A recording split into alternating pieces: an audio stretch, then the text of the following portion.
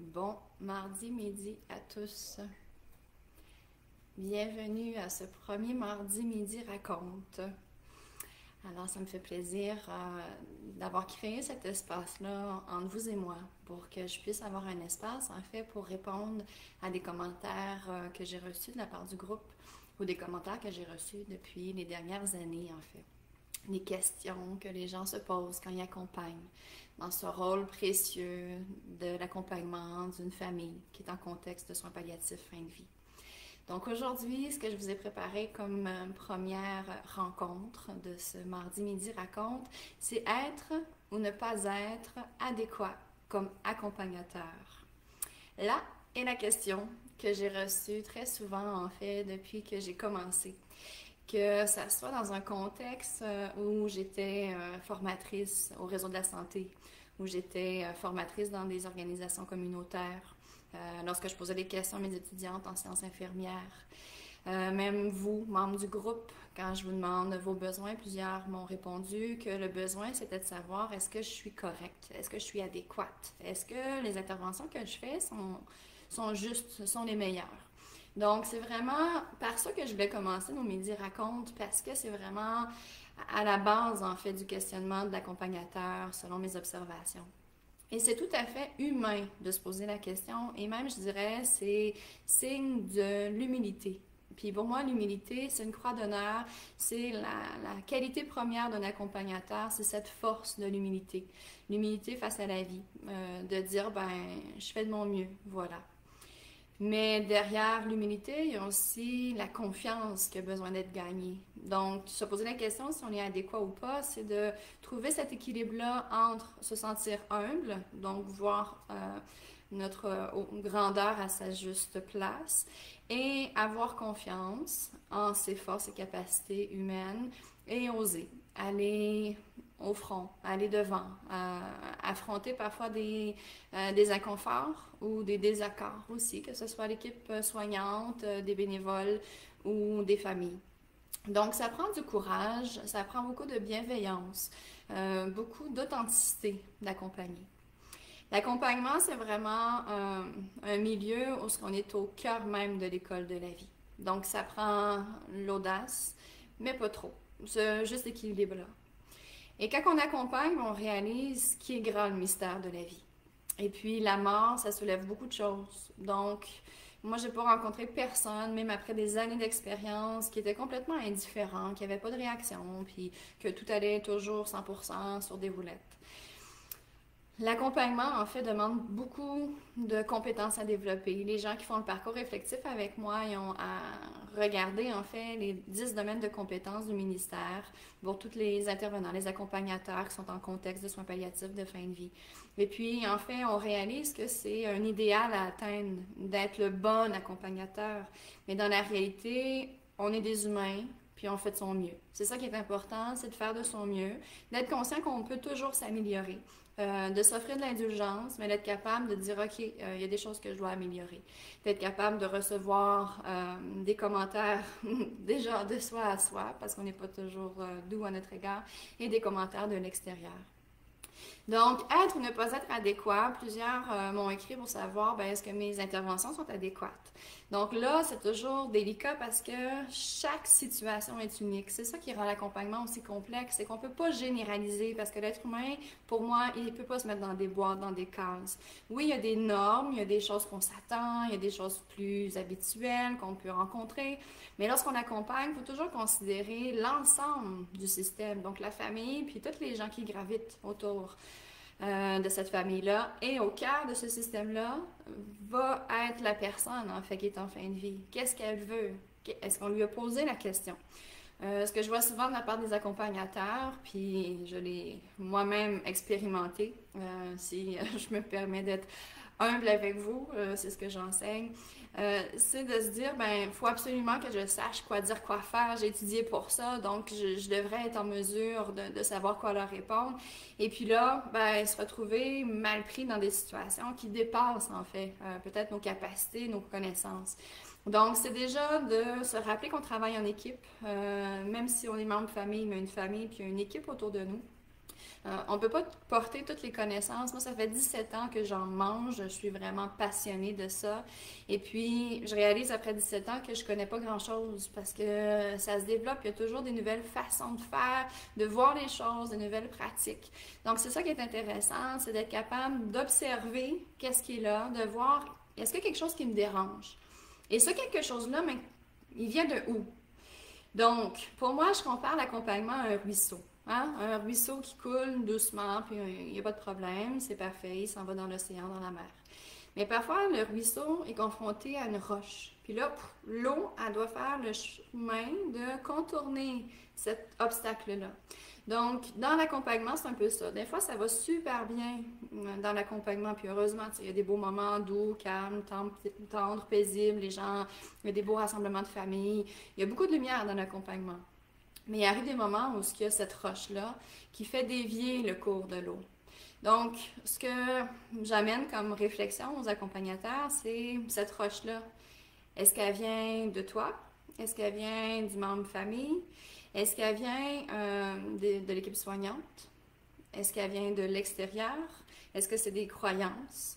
Donc, à partir de là, on peut travailler. Et puis là, où on a vraiment du pouvoir, c'est ce qui nous appartient à nous comme obstacle. D'où l'humilité, d'où le fait de dire, OK, ben, je vais faire ce qu'il faut pour m'améliorer, mais je vais aussi réaliser que ce jour-là, j'ai donné mon meilleur, même si je réalise qu'il y a des choses que j'aurais faites autrement.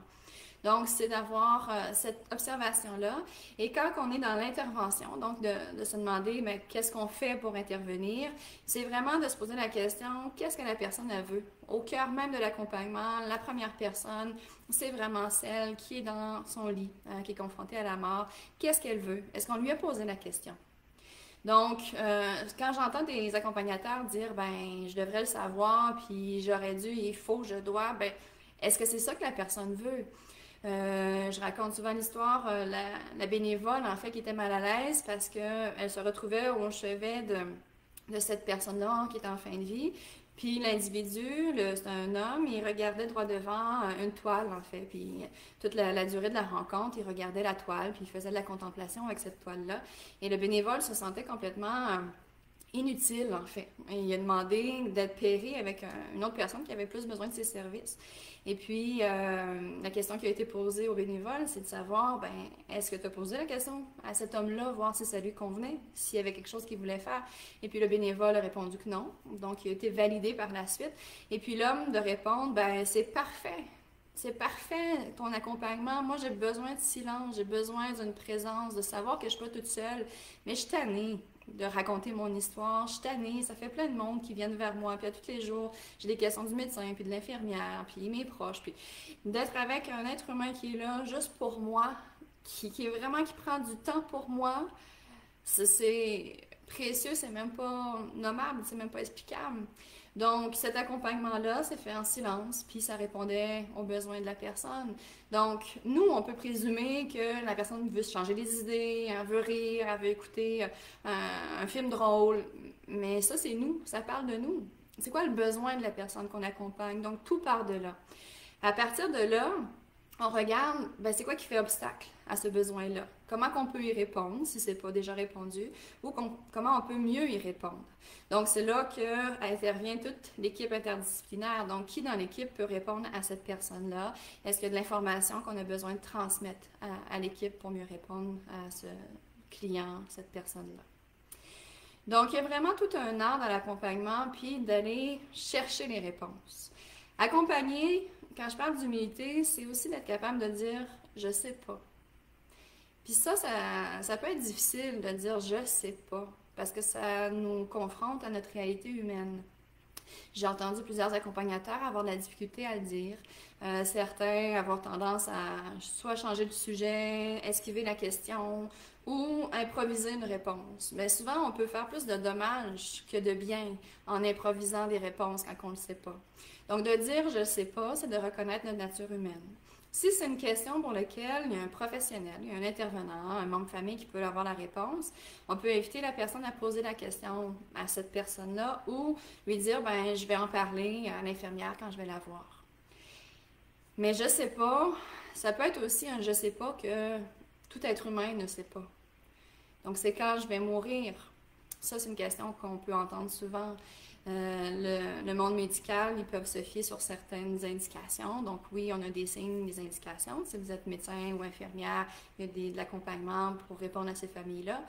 Mais au final, il n'y a personne qui a la boule de cristal. Donc, de reconnaître aussi que dans la nature humaine, il y a des choses qui nous dépassent. D'avoir ce je sais pas là. L'autre réaction, l'autre parole qu'on peut dire aussi, qui peut être parfois difficile, c'est je suis touchée. Je suis touchée par ce que vous vivez. Ça aussi, je l'entends de la part des accompagnateurs de dire, ben, il faut pas pleurer, il faut que je sois forte, faut pas que je leur montre que je suis touchée par ça. Moi, j'ai appris dans ma formation à pas montrer mes sentiments, à pas tomber dans la sympathie. Donc, beaucoup d'obligations, encore une fois, qu'on se met comme accompagnateur. Mais d'être capable de reconnaître, je suis touchée par votre histoire. Qu'est-ce que ça vient dire? Ça vient dire que vous êtes un humain, je suis un humain. Et ce que vous vivez, même si ça fait 30 ans que je pratique, ça vient me toucher. Donc, même si je ne le dis pas en mots, mon état est en train de dire au client famille, ben c'est normal que tu trouves ça difficile, parce que moi j'en ai vu, mais ouf, votre histoire, elle me touche. Donc, c'est de reconnaître ce statut-là. Je suis touchée. D'accepter qu'on a la voix qui tremble, d'accepter qu'on a les yeux qui se remplissent d'eau. L'important, encore une fois, évidemment, c'est de garder le cap sur qui est l'aidant, qui est l'aidé. Si l'accompagnateur a besoin d'être aidé, mais c'est de savoir le reconnaître et d'aller chercher de l'aide là où c'est possible. Mais d'accepter qu'on est cet humain-là qui se laisse toucher par la réalité, en fait. Parce que la réalité de l'accompagnement, en fait, c'est la réalité de la vie. On est face à tout l'univers des possibles de la vie. Cette capsule-là, aujourd'hui, je l'ai préparée en pensant beaucoup à la jeune femme que j'étais qui commençait.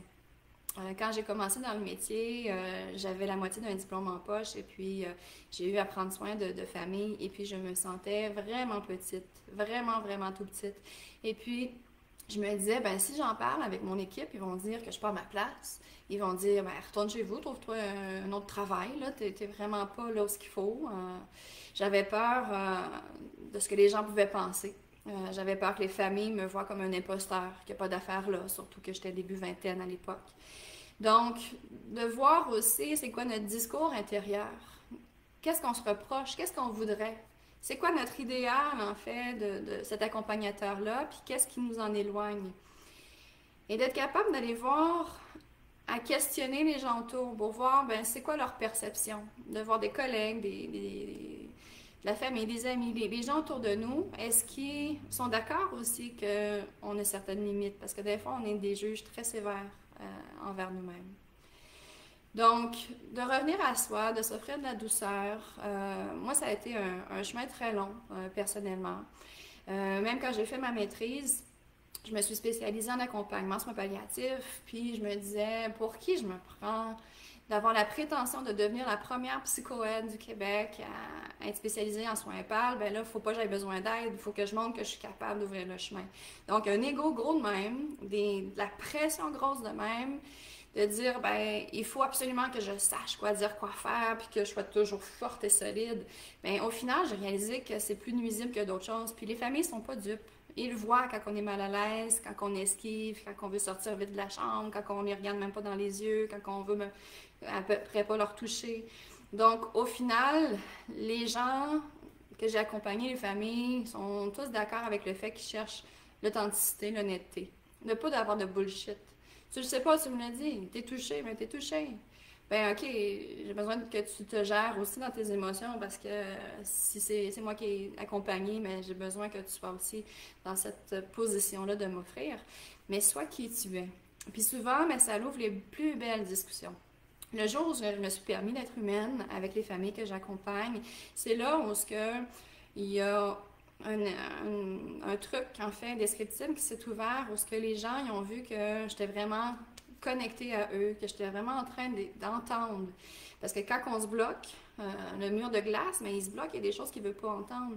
Mais le jour où j'ai accepté d'entendre vraiment qu'est-ce que ces gens-là me disaient, dans leur verbal, leur non-verbal, bien là, j'ai eu des relations encore plus vraies, authentiques avec eux, puis des confidences incroyables. Là, ils voyaient en moi une accompagnatrice qui était présente pour eux. c'est ça le paradoxe, c'est que malgré mon émotion, ma vulnérabilité, ben, j'arrive à maîtriser suffisamment mes émotions, mon intérieur, pour que la famille sente que je suis avec eux, puis que c'est mon humaine qui est là. C'est pas mon bout de papier sur le mur, là. Pour les familles, là, eux autres, ils s'en foutent. Que je sois pharmacienne, psychoéducatrice, infirmière, j'ai eu à peu près tous les titres dans ma profession, dans mon travail, puis au final, ce que je réalise, c'est que ben, pour moi, c'est important que je respecte les limites de mes compétences, mais pour les familles, du moment que je rentre dans la chambre, je suis un être humain. Puis c'est ça que les gens veulent. Ils veulent du vrai. Rendu là, ils n'ont plus de temps à perdre. Ils veulent du vrai. De dire, OK, t'as les yeux pleins d'eau, ben, ça doit être vrai. En fait, ce que je sens moi aussi, que je trouve que c'est difficile à vivre. Donc, de s'écouter, puis de s'accompagner d'abord. La première personne qu'on accompagne, c'est soi-même. C'est cliché, mais ça revient à ça. Parce que du moment que je suis plus disponible, il y a des mécanismes qui se mettent en branle, puis ça peut être très inconscient. Quand j'ai accompagné, quand j'étudiais pour devenir infirmière, je voulais à peu près pas rester dans la chambre de la dame qui était en fin de vie. Je lui donnais sa médication, puis je trouvais plein d'autres choses à faire pour sortir de la chambre. Donc, c'est une dame que j'ai à peu près pas regardée. Puis c'est après coup que j'ai réalisé qu'elle était en fin de vie, puis qu'il y avait une grande solitude dans la chambre parce qu'elle n'avait pas de visite. C'est une femme qui était isolée, puis qui avait une lourdeur, une détresse à l'intérieur d'elle, une noirceur dans les yeux. Mais moi, ce que je voulais faire à ce moment-là, à 19-20 ans, mais je voulais fuir. J'étais pas du tout en train de m'accompagner moi-même. Puis je rentrais chez moi, mais j'étais pas fière de ce que j'avais fait. J'avais pas le sentiment de satisfaction, tu sais, du travail accompli, de dire, ben, malgré tout, j'ai fait de mon mieux. C'était pas là, parce qu'en fait, j'étais dans la fuite. Donc, c'est d'être capable, quand je parle d'humilité puis d'authenticité, c'est d'être capable de se regarder puis de voir, ben, est-ce que j'étais vraiment disponible? Qu'est-ce qui fait que je n'étais pas disponible? Est-ce qu'il y a quelque chose dans ma vie que j'ai besoin de prendre soin pour être plus disponible? C'est quoi mon discours intérieur? C'est quoi que je m'oblige à faire? Je dois, il faut. Tout ce discours-là à l'intérieur. Donc, qu'est-ce qui fait obstacle à ma disponibilité? Pour moi, c'est la base. Donc, être ou ne pas être adéquat, c'est beaucoup de savoir-être. Le savoir, les connaissances, les ressources, les techniques, ça s'apprend. Puis quand on les connaît pas, on trouve quelqu'un dans l'équipe qui peut nous les apprendre. Puis en 17 ans, j'ai recueilli beaucoup d'infos à ce niveau-là. Si vous avez des besoins, vous me contactez, avec plaisir, je le transmets. Ceci étant dit, le savoir-être, c'est ce qu'on a de plus précieux. Les professionnels, les accompagnateurs que j'ai vus apparaître en soins palliatifs puis qui restaient pas longtemps, c'est souvent les gens qui, dans leur savoir-être, avaient de la difficulté à s'accompagner eux-mêmes, avaient de la difficulté à ralentir le rythme de la vie pour être capable de dire « OK, qu'est-ce qui se passe là? Il y a quelque chose qui se joue, je vais écouter ce qui est là. » Donc, c'est vraiment de faire un scan par rapport à soi. Une fois ça fait, c'est de faire le scan avec la relation à l'autre. Donc, qu'est-ce que ça l'éveille chez moi, cette relation à l'autre? Encore une fois, ça revient, c'est comme un boomerang qui nous revient toujours. Donc, on a des gens il y a une chimie extraordinaire, des gens que je me rappelle encore. C'est comme si j'avais accompagné des membres de ma famille. Une dame, entre autres, là, c'est comme si c'était ma tante. On avait un lien qui était invisible, impalpable, puis que 10 ans plus tard, je m'en souviens comme si c'était hier. Donc, des gens qu'on rencontre comme ça qui nous marquent. Puis il y a des gens qui nous marquent, mais dans l'autre sens, de recevoir un haricot par la tête, le truc qu'on donne aux gens qui ont des nausées, vomissements, de le recevoir par la tête en me faisant traiter de toutes sortes de noms. Chez un client qui était en délirium, donc puis avec son fils qui était au chevet, qui était super mal à l'aise. Donc il y a des histoires aussi que c'est pas juste doux. Mais la douceur, c'est à nous de se l'offrir. Donc, dans la relation, qu'est-ce que ça me fait vivre de recevoir cet haricot par la tête et de me faire traiter de tous les noms? Pourquoi telle autre personne, là, pourtant elle est gentille, tu sais, il n'y a pas un comportement désagréable, mais je ne suis pas capable. Je rentre dans sa pièce, là, puis, ou chez elle, j'ai envie de sortir, je me sens pas bien. Je croise le fils de madame qui s'en vient la voir, c'est comment, non, pas lui encore, là, tu sais. Donc, ce discours-là, il est humain. Souvent, les professionnels viennent vers moi en me disant, ben, j'ai appris à ne pas juger. Ben, j'ai pas compris comment on peut ne pas juger. L'être humain est foncièrement fait pour juger. On regarde dehors, de dire ben, quelle température il fait, comment je m'habille, comment je me sens. Ah, ses cheveux, j'aime tout ça, j'aime pas ça. On est fait pour porter un jugement, une évaluation. Ça fait aussi partie de notre état de survie, à savoir est-ce que je suis en sécurité? Ok, tout est correct. Le défi, c'est ce qu'on fait de notre jugement.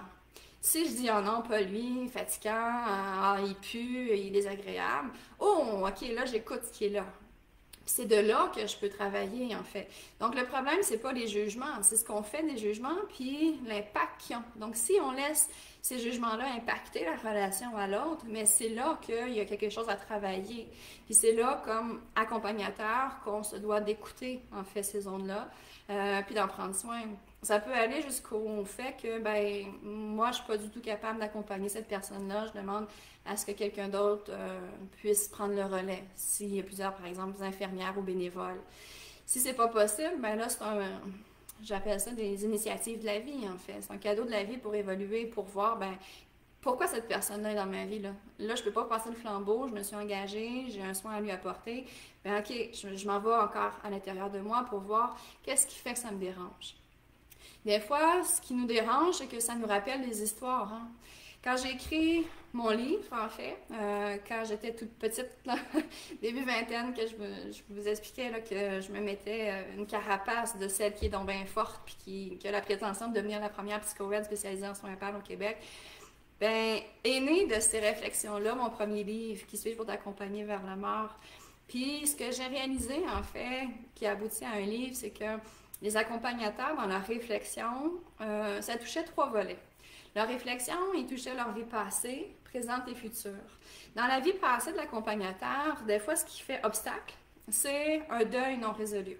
Des fois, un deuil qu'on pensait que pouf, c'est réglé, c'est derrière.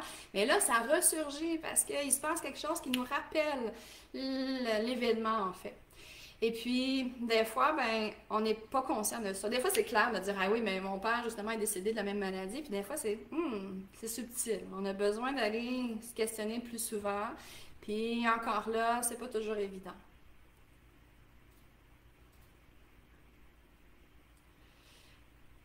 Je regarde les commentaires en même temps. Donc, n'hésitez pas là, à commenter au fur et à mesure si vous avez quelque chose. Donc, dans notre vie passée, qu'est-ce qui est là? Qu'est-ce qui peut entraver mon accompagnement? Des choses que j'ai vécues difficiles aussi. Donc, ça peut être des deuils, mais ça peut être accompagner des familles. Ça, c'est une situation que j'ai observée souvent, malheureusement. La personne qui est malade ou un membre de la famille a abusé d'un autre membre de la famille. Puis par le passé, il n'y avait pas de rencontre familiale. Ces gens-là, ils s'évitaient. Puis là, il y a comme une espèce de sentiment d'obligation d'aller au chevet une dernière fois. Donc, ça crée des rencontres familiales qu'on n'a peut-être pas eues depuis X temps. Ou des filles de dire, je me sens obligée d'être au chevet de mon père, mais là, 3 petits points, je me passerais bien d'être là parce que ce qu'il nous a fait vivre, ça n'a pas d'allure. Puis là, avant de connaître un peu l'histoire, moi, ce que j'observais, en fait, c'est de l'extérieur, c'est un père qui est seul dans sa chambre, qui est très sympathique, très correct avec nous, mais que la fille ne veut pas voir. Puis là, le jugement facile, c'est de dire, ben sans cœur, son père va mourir, pourquoi qu'elle ne vient pas le voir? Mais une fois qu'on connaît l'histoire, on se dit, ok, peut-être que j'ai jugé rapidement. Puis ce qui arrive dans la vie, c'est que les gens ont leur jardin secret, puis on n'a pas toujours accès à ça. Fait qu'il y a bien des jardins qu'on n'a pas idée. Donc, de faire attention à son jugement, ça parle plus de notre histoire, de nos valeurs, de nos croyances, que l'histoire de la famille, en fait. Donc, si on a vécu des situations difficiles par le passé, je prenais l'exemple en fait de l'abus sexuel, puis qu'on voit quelque chose se refléter aussi dans la famille qu'on accompagne, ben il ne faut pas se surprendre que ça fasse surface. Donc, comme accompagnateur, c'est encore une fois de dire, ben qu'est-ce qui m'appartient dans mon passé qui est sujet à faire surface? Et de trouver autour de soi un superviseur, un coordonnateur, un thérapeute, un ami qui est capable de nous accompagner là-dedans. Dans mon livre, Qui suis-je pour t'accompagner vers la mort, donc, outre le passé de l'accompagnateur, il y avait aussi toutes les réflexions sur le présent. Quand je rencontrais des bénévoles, les équipes, pour voir c'est quoi leur obstacle, il y avait aussi la vie présente, donc mes valeurs. Ces dernières années, ce que j'ai entendu, par exemple, c'est sur l'aide médicale à mourir. Les gens dire, Ben non, pour moi, je suis contre, ça n'a pas d'allure. Mais de ne pas avoir un espace, d'avoir peur d'être jugé, parce que ces dernières années, on a beaucoup mis les voiles sur la médicale à mourir. Et on sait que dans la loi, ces professionnels-là, ils n'ont pas l'obligation d'être au chevet pour la médicale à mourir, mais ils doivent se respecter pour le nommer à l'équipe. Donc, dans nos valeurs, dans qui je suis maintenant, qu'est-ce qui peut faire entrave en fait dans la réalité des familles, qu'est-ce que je peux observer qui me dépasse complètement dans le système. À partir de là, c'est de savoir qu'est-ce qui m'appartient ou pas. L'aide médicale à mourir, ben, si la personne a choisi de le demander, c'est dans ses droits. Si par contre, dans mes valeurs, c'est des valeurs familiales, puis le respect, puis la famille que j'accompagne, il y a de la violence conjugale, bien là, c'est de voir où est la limite. On a eu un cas comme ça, et puis l'homme était violent avec sa conjointe depuis des années, mais il était aussi dans le milieu d'hébergement où ils étaient. Donc, à partir de là, ben, sont sous la gouverne de l'Institut. Donc, c'est les règles aussi de l'Institut. En interne, on refuse la violence. Et jusqu'où on va? Donc, ça, c'est une discussion d'équipe aussi à avoir. Mais derrière ça, il y a la confrontation de valeurs. Ici, c'est les valeurs individuelles, familiales et institutionnelles. Donc, je vous parlais au tout début de la roche qui fait entrave dans le ruisseau. Donc, dans cette roche-là, est-ce que ça se peut qu'il y ait mon système de valeurs, de croyances qui entrechoque? Puis, on n'est pas dans qui a raison, qui a tort, qui dit mieux. On n'est pas là du tout. On est dans comment je fais pour accompagner au mieux ce client-famille-là. Et puis, après le passé, le présent, le futur, ce qui peut aussi entraver, c'est de se dire, ben, un jour, ça va être mon tour. Inévitablement, quand on a ce rôle précieux-là d'accompagner, je pense que c'est inévitable de se dire, ben, OK, un jour, je vais être là, moi aussi. Donc, quand je vais être là, moi aussi, ben, qu'est-ce que ça va faire? Qu'est-ce qui va se passer? Qui va être à mon chevet? Donc, cette projection-là, quel effet qu'elle a sur mon accompagnement? Est-ce que ça vient être favorable, défavorable? Quelle place je lui laisse? Donc, ça se peut que ça soit envahissant si il y a des choses qui nous font peur, qu'on anticipe, puis il y a des types de morts aussi, des gens qui meurent par suffocation. Donc, de voir la personne, puis le processus de suffocation, ben ça peut être paniquant, en fait, pour l'accompagnateur. Donc, dans notre futur, qu'est-ce qu'on veut aussi comme projet, comme rêve? J'ai accompagné une famille dont le rêve était de construire une maison. Il avait acheté tous les matériaux. Tout était déjà sur le terrain. Il avait acheté le terrain, les matériaux de construction, tout était là. Et puis, ils ont appris le diagnostic fatal, en fait, de la dame. Et puis, ça a pris quelques années avant que la mort vienne s'installer dans son corps définitivement. Et puis, il y avait comme ce rêve en suspens, puis les matériaux, le bois est en train de périr, en fait, eux autres aussi, là. Donc, il y avait des dommages, de l'humidité, les intempéries comme ça, puis c'était comme le témoin, en fait, d'une vie en suspens. Donc, moi, à l'époque, mais j'étais en train de projeter pour m'acheter une maison, donc c'est sûr que on se projette. Ça aussi, c'est très humain. Donc, c'est de voir mon humaine avec l'humain que j'accompagne, quelle est sa place, et qu'est-ce qui est adéquat dans la relation, qu'est-ce que je dois prendre soin en dehors de cet accompagnement-là. Donc, c'est vraiment tout un défi, puis je me suis notée aussi par rapport aux proches aidants, parce que on est tous appelés un jour ou l'autre à être proches aidants. Si on n'est pas aujourd'hui, ça va être un autre jour. Et puis, être proche aidant, en fait, c'est pas nécessairement de passer 40 heures par semaine. Ça peut être aussi de faire l'épicerie, une course une fois par semaine pour notre proche. Donc, dans la définition de proche aidant, c'est très large. Et là, c'est une autre dynamique. Si on est accompagnateur, on peut observer ça pour voir qu'est-ce qu'on peut faire pour faciliter les choses de la famille. Mais comme proche aidant, ce que j'ai observé, c'est vraiment les défis de prendre sa place. Il y a souvent des gens qui naturellement sont plus proches. Ce que j'ai vu de difficile, en fait, c'est une dame qui est en fin de vie, puis c'est sa belle-fille qui s'occupait d'elle parce qu'elle ne travaillait pas, puis elle était physiquement là, dans la même ville, je crois, là, de mémoire. Puis ses enfants biologiques à elle, outre le conjoint de madame, qui était son fils biologique, mais il était plus loin, dans d'autres villes, d'autres régions. Et puis, il y a eu vraiment un conflit de famille parce qu'il y a eu une complicité qui s'est installée naturellement, on le devine, entre la belle-fille et cette femme-là. Et puis, la belle-fille a eu accès à des informations que les enfants n'avaient pas. Elle avait des moments privilégiés aussi avec cette dame en fin de vie. Et puis, quand est arrivé vraiment le moment de la fin de vie, ben, il y a une des filles de madame qui est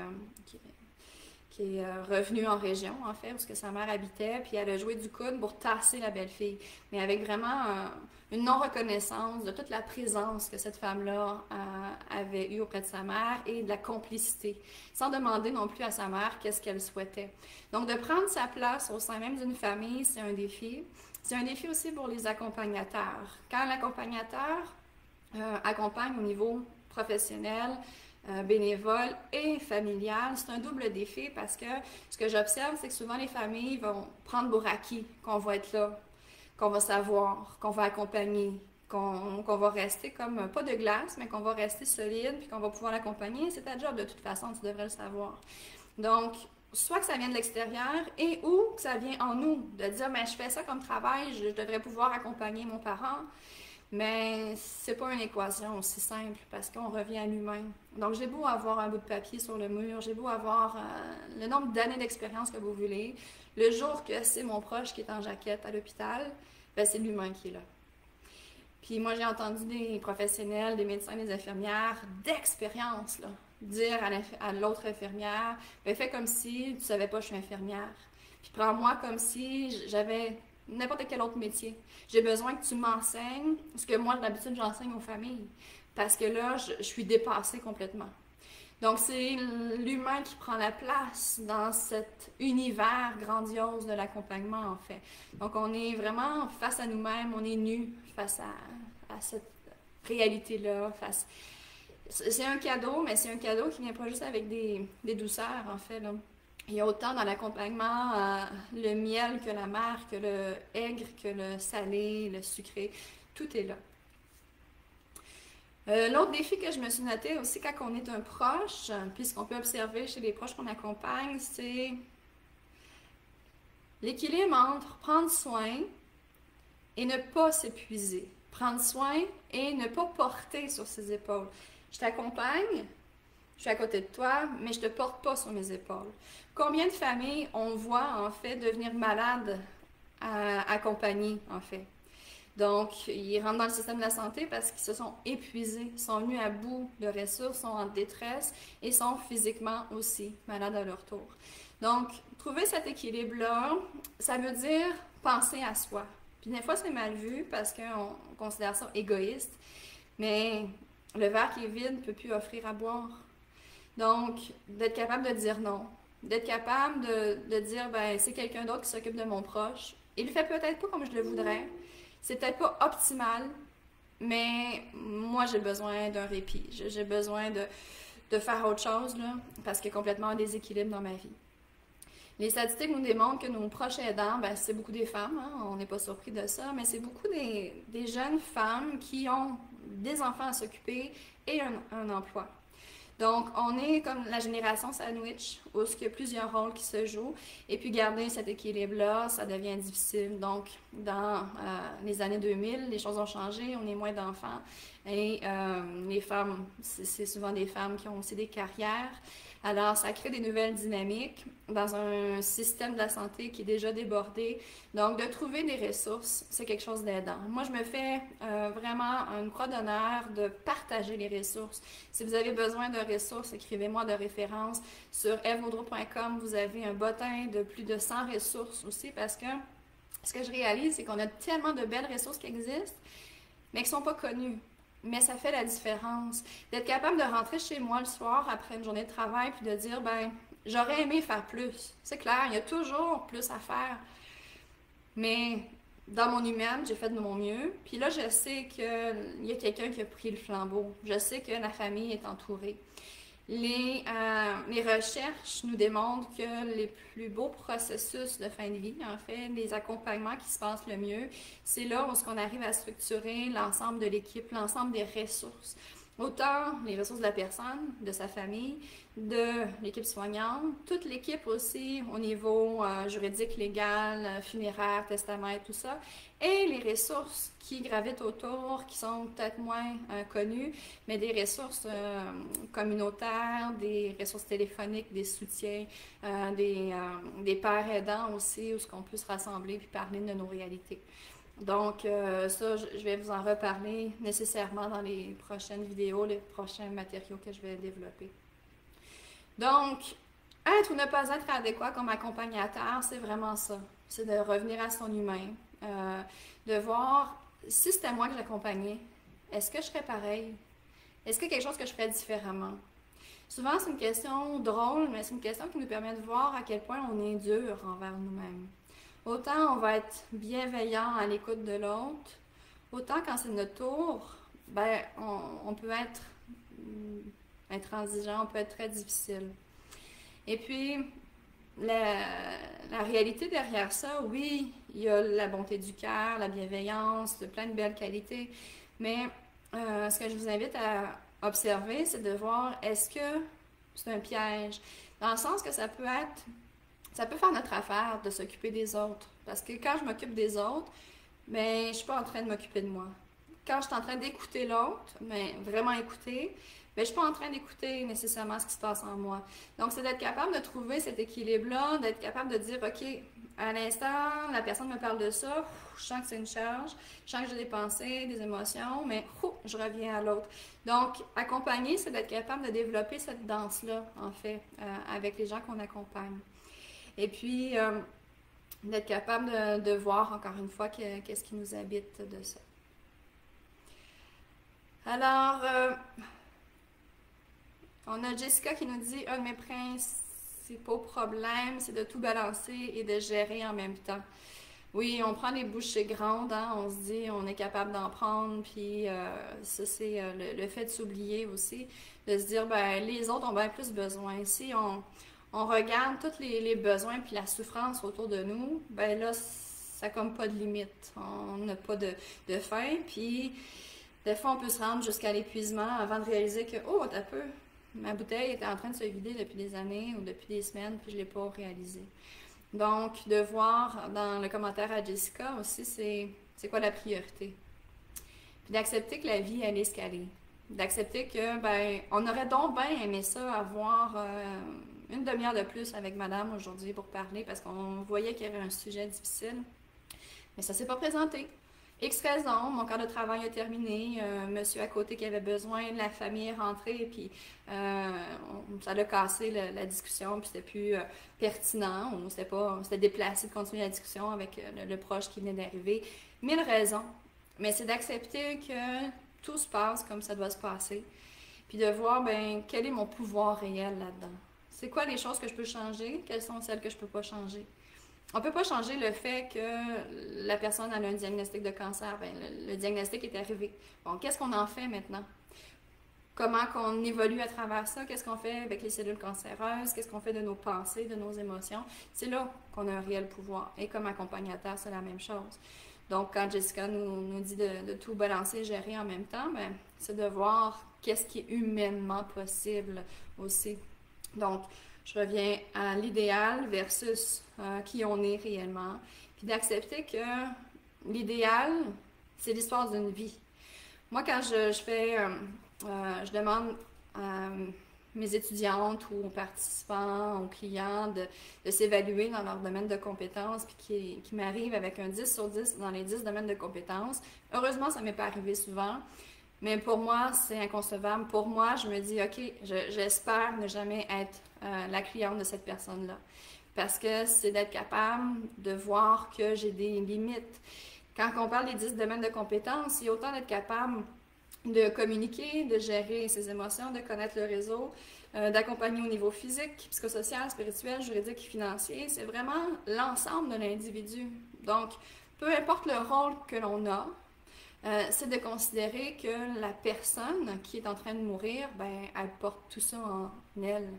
Et dans toute cette complexité-là, ben, un humain ne peut pas porter ça seul sur ses épaules. Et que ça se peut que la mort se passe pas bien. Oui, on espère le mieux, puis notre travail comme accompagnateur, c'est de tout faire pour que ça se passe pour le mieux, mais c'est d'accepter qu'il y a des choses pour lesquelles on a zéro pouvoir.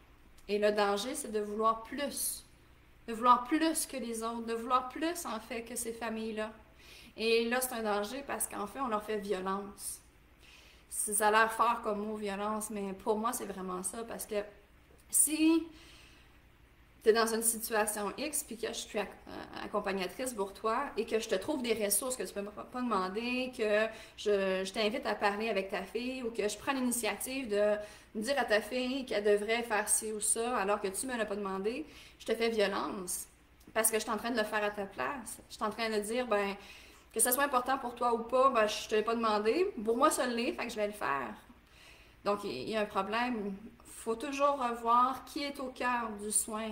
Est-ce que c'est vraiment le besoin de la personne qui est en fin de vie auquel on répond? Et puis, c'est surprenant, tu sais, quand je l'explique comme ça fait comme, ben oui, c'est évident, tu sais, je ne vais pas faire ça. Mais c'est fou comment qu'on réalise que, comme humain, on a des tangentes comme ça naturelles. Donc, ça m'est arrivé, et malheureusement souvent, que je pensais aider la personne parce que je la devançais, parce que moi, je connais telle ressource, mais elle ne me l'a pas demandé. Fait que voilà, elle a des clients. Ben, attends un petit peu, là. Tu es en train de juger que moi, je suis pas capable de te demander ou qu'est-ce que... T'es qui pour me dire que j'ai besoin de ça? Donc, pose-moi la question. OK, ben là, tu m'apprends que tu connais des ressources, que tu peux aller m'en chercher. Ben, moi, je te dis que je suis pas là dans ma vie. Tu sais, combien de familles j'aurais souhaité qu'ils remplissent leur directive médicale anticipée, leurs documents, qu'ils parlent entre eux, mais ils n'étaient pas là. Puis, c'est correct.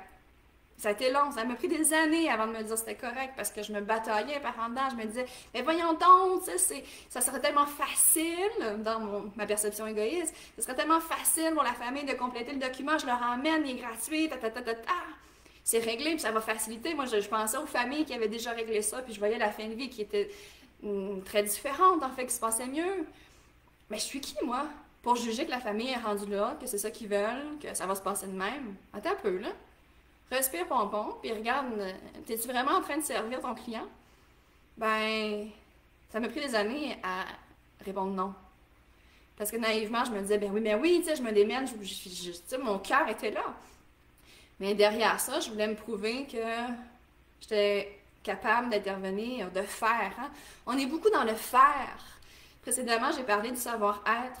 Mais le savoir-être, là, c'est aussi d'être capable de se l'affirmer puis de dire, OK, j'écoute. J'écoute le besoin. J'écoute qu'est-ce qui est là. J'écoute le rythme. Qu'est-ce que le vent du jour me dit? Moi, j'ai mes idéaux, là, puis mes ressources, puis tout ça, mais si les gens ne viennent pas vers moi pour me le demander, ben, je leur ferai pas violence en allant vers eux. Je vais lever la main pour dire, ben, je suis là si vous avez besoin, on peut regarder des choses ensemble. Mais c'est eux qui connaissent leur vie. Puis je suis qui pour prétendre qu'ils sont rendus là? Je suis qui pour prétendre que c'est ça qui va donc bien faire la différence? Donc, il y a ce paradoxe-là de, OK, je pense être ma Teresa qui aide puis qui sauve donc bien, mais dans le fond, je me cache par en dedans parce que je refuse de voir que moi, ça me fait mal qu'on n'atteigne pas cet idéal-là qui m'appartient. C'est comme si je me mets en échec parce que j'arrive pas à rendre les familles où ce qu'ils sont. Attends un peu, là.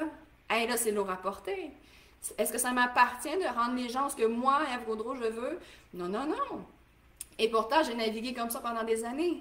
Pendant des années, j'ai espéré offrir ça aux familles, puis j'étais irritée, voire même si je me permets d'être honnête avec vous, j'étais comme, mais voyons donc, ça serait tellement facile pour eux.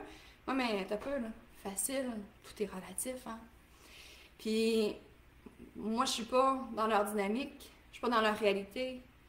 Moi, je suis là avec un recul sur la situation, mais eux, ils ont les deux pieds dedans, là. Ils ont les deux pieds dans leur réalité familiale, dans leur système habituel, dans leurs émotions. Donc, de toujours revenir à savoir à qui je suis en train de répondre. Est-ce que je suis en train de répondre aux clients famille ou si je réponds à moi, mes besoins, mes idéaux, mes envies, ma difficulté à accepter que non, ça ne fonctionne pas. On a des familles que c'est récalcitrant, que c'est difficile. On essaie des choses, puis la personne est toujours en souffrance. Mais on voit l'épuisement professionnel des équipes. Ça a été étudié aussi, de voir des équipes qui, d'un commun accord, là, même sans se parler, ils abandonnent. Ils abandonnent parce que les traitements ne fonctionnent pas.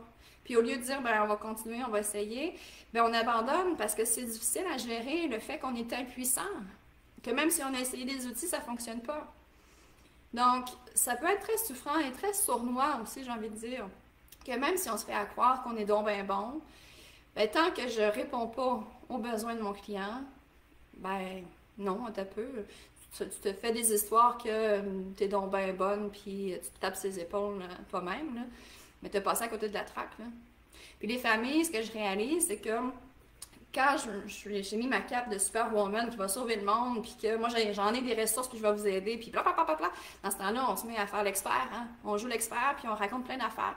Puis on parle des expériences qu'on a vécues, d'autres familles, puis on On n'est plus à l'écoute. Fait que là, les gens, puis on a à peu près tout vécu dans notre vie, tu sais. On écoute l'autre, on hoche la tête, puis oh oui, cause toujours, là, ça te fait du bien, mais t'as aucune idée de ce que je vis, là. Tu m'as même pas posé la question. Comment je vais aujourd'hui? T'es arrivé avec tes grands dépliants puis tes grands sabots pour m'aider. Ben oui, ben c'est ça. Bravo la grande, merci, merci. Oh oui, je vais vous appeler. Il y a beaucoup de clients qui n'ont pas le courage de poser la question. Puis ça aussi, on a des études qui le démontrent. Un client qui dit non, excuse-moi, Jessica, mais aujourd'hui, c'est ce que tu me proposes, ça ne correspond pas à mes besoins. Wow! Écoute, un client qui est capable de faire ça, c'est parce qu'il est capable de reconnaître en lui son besoin, qui est capable de s'affirmer, de le nommer clairement, qui n'a pas trop peur aussi de nous blesser. La majorité des clients, en tout cas une grande proportion selon les études, vont acheter de la tête, vont dire OK, oui, merci, t'es gentil, puis oui, je vais le prendre le médicament, mais ils se retournent de bord, puis ils font comme qu'ils veulent.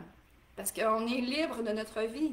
Donc, bon, je vais acheter la paix, fait que je vais te dire que t'es donc bien fine, puis merci donc bien pour ton dépliant. Mais le dépliant, il va finir au recyclage. Donc, au final, on se fait à croire qu'on a donc bien fait une différence, mais si on n'a pas validé à la source, c'est quoi le besoin du client, comment on fait pour savoir comment y répondre? Donc, j'ai envie de vous laisser avec cette réflexion-là, de voir qu'est-ce qui m'appartient vraiment comme accompagnatrice. Autant dans mes défis, quand ça griche par en dedans, là, que il y a quelque chose qui se passe, je me sens pas bien. Donc, qu'est-ce qui m'appartient, qu'est-ce qui appartient aux autres, et qu'est-ce que je peux changer, pas changer. Donc, est-ce qu'il manque de l'information, est-ce qu'il manque des ressources, est-ce qu'il y a une information qu'un autre professionnel peut avoir besoin et que j'ai besoin de transmettre. Donc, dans ces défis-là. Et dans l'intervention, donc quand on fait le pas pour faire des interventions, de se demander, on peut faire un pas de recul par la suite pour regarder le bilan de sa journée ou le bilan de son intervention, puis de dire, OK, est-ce que ça répond vraiment aux besoins? Et la meilleure façon de le savoir, c'est encore une fois de poser la question. Donc, vous m'avez parlé de telle difficulté, on avait discuté ensemble de telles ressources. Finalement, est-ce que vous avez contacté? Est-ce que vous voulez en parler? Est-ce que ça a fait une différence? Donc, il y a plein de formules. Là ici, j'improvise à la volée comme ça, mais on revient, il y a besoin, solution. Est-ce que la solution a répondu aux besoins? Puis, on s'assure que ça, c'est en adéquation. Et, l'autre affaire, c'est les nerfs pompons. Là. Respire un peu. Ceux qui sont vite dans la tête, puis le hamster qui cherche des solutions, c'est est-ce que tu as vraiment écouté? Attends, là. Tu peux pas trouver des solutions si tu n'as pas pris le temps d'écouter la situation. Pas présumer, là. Je présume que... Non. Respire. C'est quoi la situation? C'est quoi le besoin? Parce que souvent, les gens en fin de vie, ce que j'ai observé, c'est pas tant les grandes paroles qui ont besoin, c'est des paroles dites au bon moment qui les dirigent à la bonne place. Puis pour faire ça, ben, c'est de savoir écouter c'est quoi le besoin. Puis, encore plus que ça, ce qui fait vraiment la différence, c'est là, la connexion du cœur, la bienveillance. Puis souvent, c'est en silence. Très peu de mots. Imaginez la femme qui accouche. Pour celles qui ont accouché, rappelez-vous votre accouchement. Oui, on peut dire respire, puis on calcule les respirations avec la personne, mais est-ce qu'on est en train de raconter sa vie? Est-ce qu'on est en train de raconter à cette femme-là qui accouche tous les autres accouchements qu'on a pu observer? Est-ce qu'on est en train de parler à cette femme-là qui accouche toutes les ressources qui existent après l'accouchement? Ben, j'espère que non, en fait. Parce que qu'est-ce qui est là? C'est la respiration, la présence et la dilatation du corps pour l'expulsion du bébé. Donc, on compare souvent le début de la vie à la fin de la vie, mais pour moi, la personne qui est en train d'accoucher d'elle-même, elle accouche de son processus de vie complet. C'est grave là, quand on regarde ça. Puis, ce qu'elle a besoin, c'est de calme, de présence bienveillante, de silence et des gestes, des actions à leur juste place. Pas besoin de feu d'artifice. Une petite bougie, une présence. Donc, d'être capable d'écouter ça, de ralentir le rythme. C'est aussi un défi dans la société où les choses vont vite, de ralentir le rythme. En fin de vie, il y a ce contraste-là du canard où en apparence, ça va doucement, puis à l'intérieur, ça fait ça. Donc, des fois, on écoute la personne, puis on a l'air très passif, mais on reçoit beaucoup d'informations, puis on fait beaucoup d'associations. Et les familles le disent aussi. Dans le contexte de fin de vie, ça va vite et lent. Ça va vite parce qu'il y a tellement d'affaires qu'on voudrait faire, puis dire, puis vivre. Mais ça va lentement parce que c'est souffrant, c'est difficile, on sent impuissant, c'est des émotions qui sont pas toujours agréables. Puis le temps est long des fois quand on se sent pas bien. Donc de savoir comment on gère ça aussi, cette réalité temporelle-là.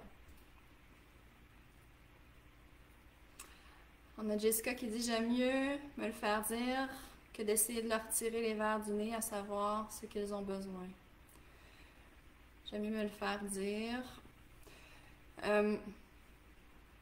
Oui, ce que j'ai envie de te dire, Jessica, par rapport à ça, c'est de trouver un juste milieu, encore une fois. Donc, j'aime mieux me le faire dire que d'essayer de tirer les verres du nez. Le juste milieu serait de leur poser la question sans tirer les verres du nez. Tirer les verres du nez, pour moi, c'est comme toujours les achaler. Êtes-vous correct? C'est quoi vous voulez? Puis de toujours revenir comme faire l'enquêteuse.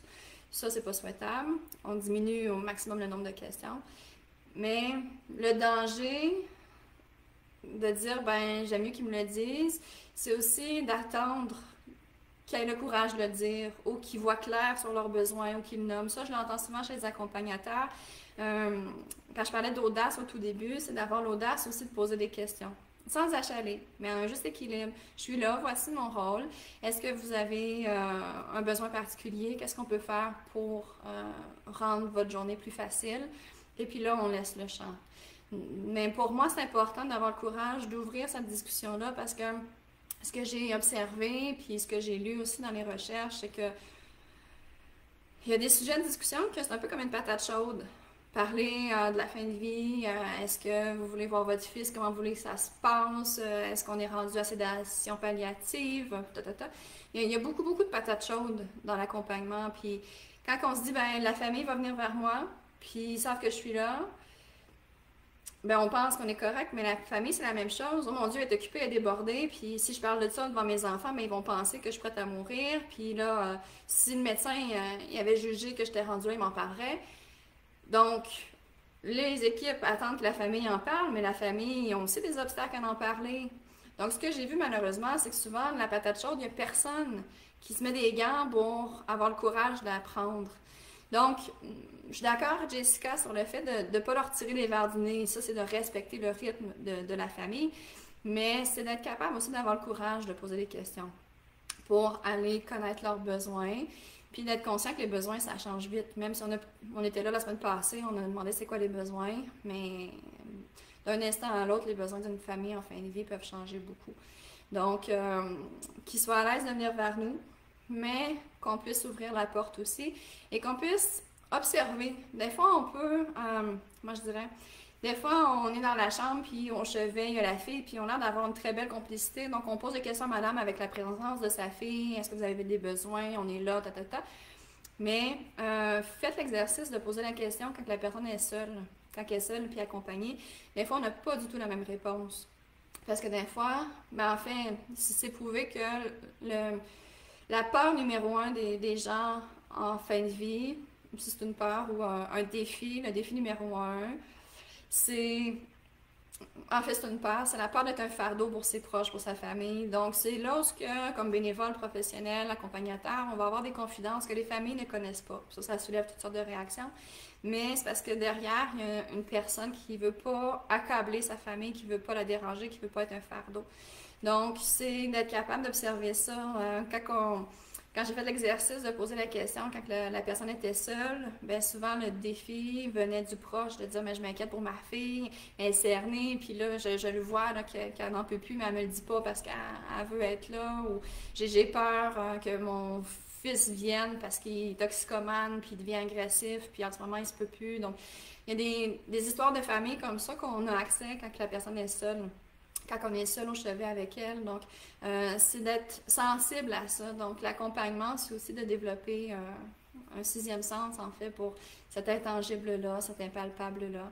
D'avoir le cœur ouvert, puis d'être capable d'accueillir la réalité. L'autre piège qui m'apparaît en tête quand je vous parle, c'est des fois, on a des belles rencontres, puis nous-mêmes, on a des attentes. Moi, quand j'ai vécu ce piège-là, c'était avec des gens où ce que ah, je suis contente, je vais revoir madame, puis j'ai du plaisir avec elle, puis ou monsieur, tu sais, il me parle de ses projets, je trouve ça fascinant, son histoire de vie, puis donc, inconsciemment, j'arrivais avec des idées préconçues, avec des attentes, de dire, ben, ah, ça va être le fun aujourd'hui. Mais ça se peut qu'aujourd'hui, il n'ait pas envie de rire, de sourire, puis de parler de ses beaux projets, puis que ça va pas du tout. Donc, c'est d'être capable de dire aussi, à ta peu, là, inconsciemment, je m'en retournais encore me nourrir moi-même auprès de cette personne-là. Parce que c'est indescriptible, la nourriture qu'on va chercher comme être humain quand on accompagne au chevet. Mais c'est toujours se rappeler qu'on est au service des familles et qu'on a à s'accompagner. Alors, Jessica qui nuance, ce que je voulais dire, c'est plutôt quand tu es avec la famille, que tu leur parles, mais tu es toujours beau, tu demandes comment ça va, etc. Malgré l'approche, même de questionner si je peux faire quelque chose, mon travail, mon approche, et que non, tout est beau, même pour le patient justement qui se sent mal, malgré les questions, l'approche, le calme, le toucher. Merci, tout est beau, mais tu sens l'attention dans la chambre, tu sais qu'il y a quelque chose, oui, effectivement. Donc, c'est ce que je parlais dans l'intangible. Merci d'avoir précisé, Jessica. Là, effectivement, on est dans les verts. Donc, te demander, te poser la question, tu t'es présenté. C'est de voir est-ce que demain ça va être pareil. Est-ce que peut-être que la personne n'a pas de lien de confiance avec le proche, peut-être qu'elle ne veut pas parler devant quelqu'un, peut-être qu'elle-même, elle ne veut pas ouvrir le sujet. Ça aussi, hein, on a des mécanismes naturels qui nous gardent suffisamment en équilibre. Donc, si tu me questionnes sur mes émotions, comme « No way, tu vas pas là », parce qu'aujourd'hui, là, il y a ma fille qui arrive dans une demi-heure, puis je vais avoir tout mon petit change pour être fort, puis je veux pas lui montrer que je pleure. Donc, je commencerai pas à parler de ce sujet-là avec toi. Il y a beaucoup de choses dans l'air, Jessica le nomme très bien, donc on devient avec ce sens-là développé de l'intangible palpable. Et puis c'est de continuer d'être là, d'être bienveillant, mais de trouver cette juste zone. Donc la dernière image que je vous laisse pour ce midi, ce serait vraiment l'image du danseur. Pour moi, un bon accompagnateur, c'est celui qui arrive à jazzer, puis à faire de la disco, puis à faire du rock, puis à faire du pop, tout ça dans la même minute. Parce que la vie, elle décide quelle musique qu'elle nous met. Puis des fois, le DJ, on le comprend pas trop. Il y a des goûts bizarres, puis il change de partition rapidement. Mais c'est d'être capable de danser avec ça, d'avoir le courage et l'audace d'essayer des choses. On sent quelque chose, on le pose, mais on lâche les choses, de dire, OK, ben, le restant ne m'appartient pas. Donc, de faire cette danse-là de l'accompagnement, c'est vraiment un cadeau extraordinaire à offrir et à s'offrir.